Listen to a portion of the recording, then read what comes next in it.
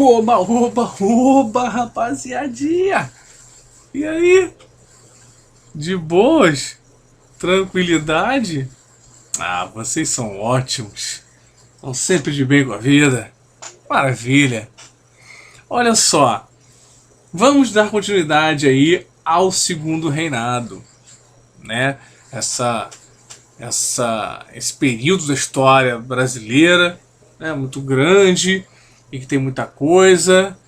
E vamos embora. Vamos lá, porque tem muita coisa para falar e eu não posso. Demorar muito para poder falar de tudo, né? Então, vamos que vamos. Hoje vou falar então sobre indústria, comércio e imigração no segundo reinado, tá? Indústria, comércio e imigração no segundo reinado. Para começar então, vamos lá falando sobre a indústria e o comércio. Como eu falei no finalzinho da última aula, o café e o sucesso do café, né, acabou provocando um pequeno surto industrial. Né? Tinha muito dinheiro no país, então muitos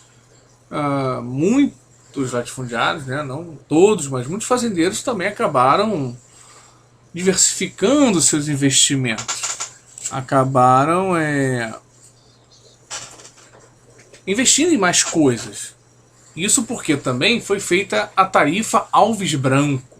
Essa tarifa Alves Branco, aproveitando aí esse surto industrial, ela veio para ajudar os produtores internos, porque ela determinou que os produtos importados que viriam aí de fora, né, industrializados, pagariam taxas de importação entre 30% e 60% do valor dos produtos, para poder ajudar aí o produtor interno a concorrer com esses produtos industrializados que vinham lá de fora, principalmente produtos ingleses.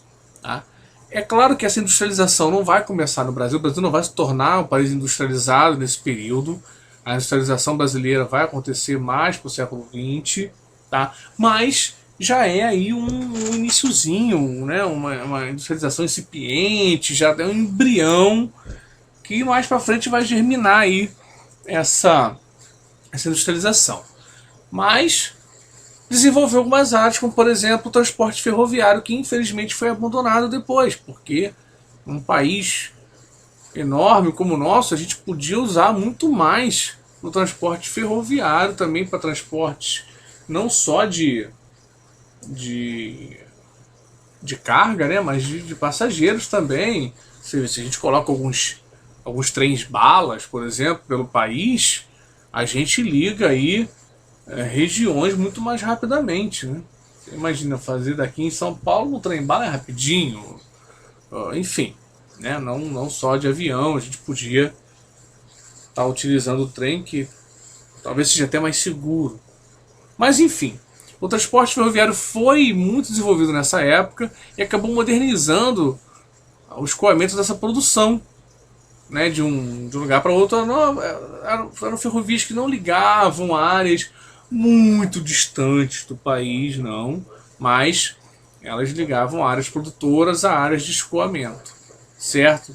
E substituíam muitos tropeiros, ganhava tempo, né, nesse transporte, certo?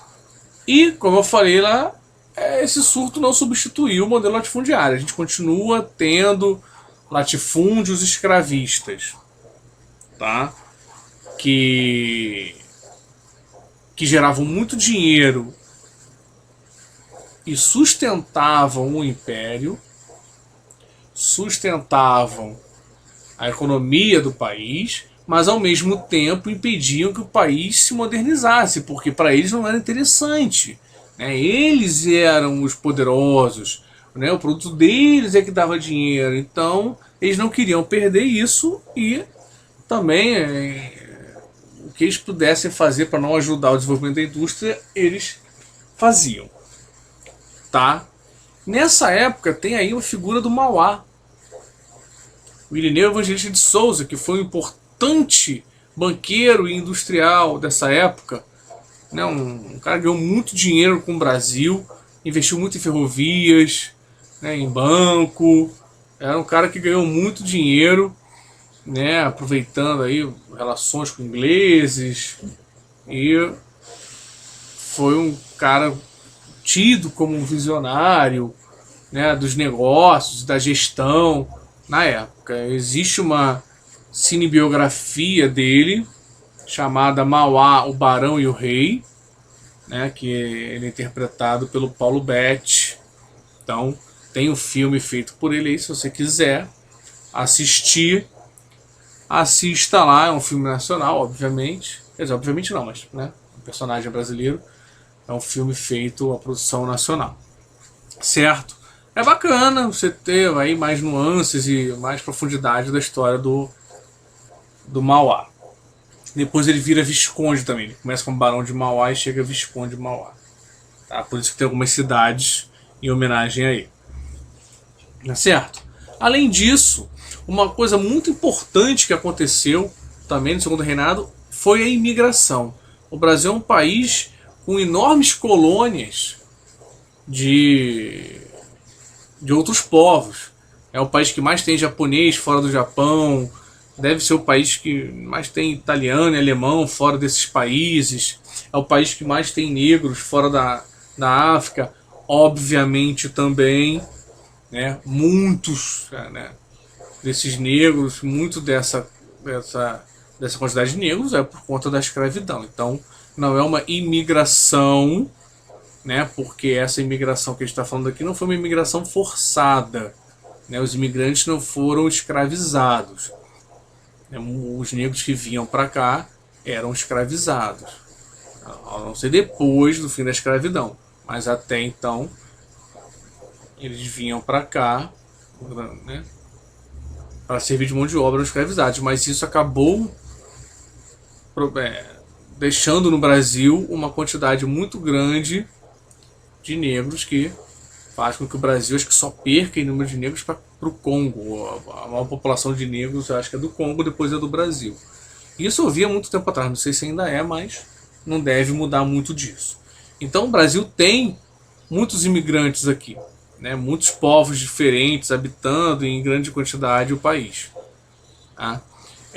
Então o que contribuiu para essa vinda de imigrantes? Aí eu estou falando da imigração mesmo, tá? Não estou falando dos negros escravizados que foram trazidos à força, não.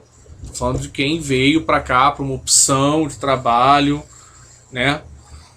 Principalmente europeus.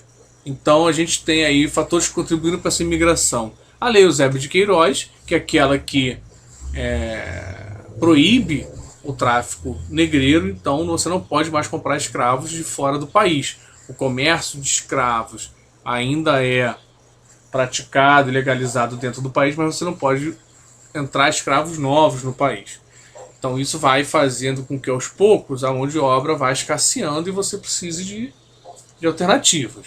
Né? As unificações italiana e alemã, que obviamente foram feitas com batalhas, e essas batalhas acabou fazendo com que muitas pessoas abandonassem o seu país de origem por fome ou por conta da guerra mesmo, das batalhas e tudo mais, e procurassem uma vida melhor em outro país. E muitos escolhiam o Brasil, ou até a América, Estados Unidos, Canadá, Argentina. Muita gente veio para a América. Né? E outra, a expansão da Revolução Industrial, que fez com que muitas pessoas que trabalhavam no campo perdessem espaço, iam para a cidade, o emprego ficava difícil na Europa e passaram a vir para cá. E era uma mão de obra especializada também, então vinham para cá. Muitos desses imigrantes eram submetidos a dois sistemas de trato com o imigrante. Um era o colonato, onde o imigrante recebia um salário e, além disso, ele podia, na pequena propriedade que lhe era concedida, plantar mais algumas coisas para consumo próprio, criar animais para o seu próprio consumo também, né? Galinha, porco, aquelas coisas, né? Mas também podiam comercializar o fruto dessa sua produção própria. Tá? Mas isso eles faziam um tempo que eles não estavam trabalhando para o fazendeiro. E tinha também o sistema de parceria, em que o fazendeiro arcava com as despesas do imigrante para ele vir para cá, e isso fazia com que esse imigrante ficasse preso, porque ele ficava com uma dívida que não era facilmente saldada. Ele tinha que ficar, né? E aí ele tinha que comprar coisas na tendinha lá da vila dos imigrantes, lá da fazenda. Então tinha que comprar comida, tinha que comprar equipamento, e isso ia deixando ele cada vez mais enrolado na teia de dívidas que ele fazia com o fazendeiro, e isso gerou até problemas diplomáticos. Eu acho que foi a Prússia até que chegou a proibir a imigração, né, a saída de seus habitantes para o Brasil por conta desse tratamento. E outra coisa que acontece aí diante dessa quantidade de imigrantes chegando ao Brasil é a Lei de Terras de 1850. Então o Brasil decide que a posse das terras que eram públicas se dariam somente por compra. Ou seja, eu não posso ver uma terra ali desocupada e ocupar a terra e começar a plantar, porque em momento algum ela vai ser minha. Né? O governo vai lá e fala, nossa, a terra é minha. Então eu podia chegar lá, invadir, plantar pra caramba, e se minha propriedade crescesse, vinha um outro fazendeiro lá, denunciava e já era. Isso para quê? Para que essa terra se mantivesse nas mãos dos grandes proprietários que já tinham as terras. Então vai impossibilitar o acesso à terra de pequenos produtores, de imigrantes que estão chegando, que não podiam requisitar uma terra, tinham que comprar, só que não tinham dinheiro, então não conseguiam chegar à terra. E quem tem terra e dinheiro comprava mais terra, concentrando assim a terra nas mãos da elite, que muitas vezes nem plantava terra, era só para ter a terra mesmo, como a gente tem muita situação dessa até hoje, inclusive.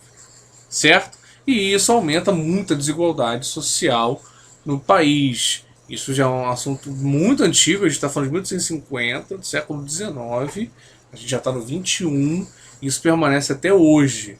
O acesso à terra é muito complicado nesse país. Tá? E além disso, tinham outras atividades econômicas, óbvio, né?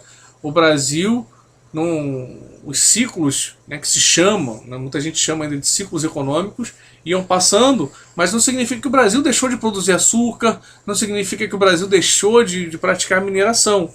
Eles só deixaram de ser a principal fonte de renda do país. Tá? Tinha o charque no sul também, que era uma carne seca produzida no sul do país. Tinha as drogas do sertão, não sei se vocês lembram disso, eram especiarias que se encontravam lá principalmente na Amazônia. Mas, pô, pessoal, sertão é porque sertão nessa época significa interior, né? Coisas mais para dentro, afastadas do centro, eles chamavam de sertão.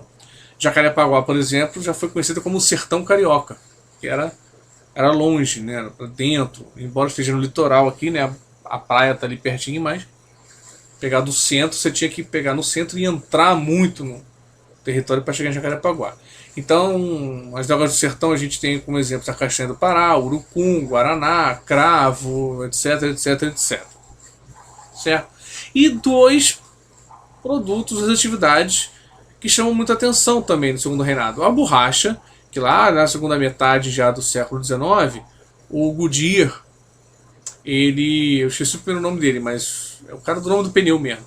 O Goodyear, ele desenvolve uma técnica de moldar a borracha, e isso faz com que o látex se torne um grande produto de exportação para ser usado em várias aplicações, principalmente com o desenvolvimento da indústria automobilística, né, para fazer os pneus, e aí a borracha disparou. Né, o Brasil teve um grande surto de seringais, né, de seringueiros que iam lá tirar o látex da árvore para comercializar a borracha, mas o Brasil acaba não conseguindo concorrer com outros países que passaram a produzir isso também depois. E o cacau, que tem um grande desenvolvimento no sul da Bahia, né, tem novela que fala disso, tem livro do Jorge Amado que fala disso, e que é uma cultura muito importante e que tem um período de muita importância ali no sul da Bahia, e que foi também afetado por pragas e, e que também sofreu muito ali com essas dificuldades, né? Mas foi um produto que se destacou muito também no segundo reinado e até no início do século XX, as primeiras décadas do século XX, tá? Então, a gente viu aí mais alguns aspectos do segundo reinado. A gente vai ver mais coisas, tem política externa, tem a abolição da escravidão, e rapaz, tem crise, e tem um monte de coisa. Tem confusão diplomática com a Inglaterra. Então a gente vai ver muito mais coisa ainda, tá? Mas por hora é isso. Também já estourei meu tempo de 15 minutinhos aqui, então façam os exercícios que estão aí no guia de atividades, façam os formulários, preencham o formulário direitinho, com o nome todo, turma, bonitinho, tá? E qualquer dúvida que você tenha tido, não entendeu direito, eu falei muito rápido, sei lá, anota e na live de terça-feira à tarde você me pergunta. Eu vou estar lá para te responder. Beleza? Então valeu, rapaziada. Aquele abraço. A gente se vê em breve e se cuida aí.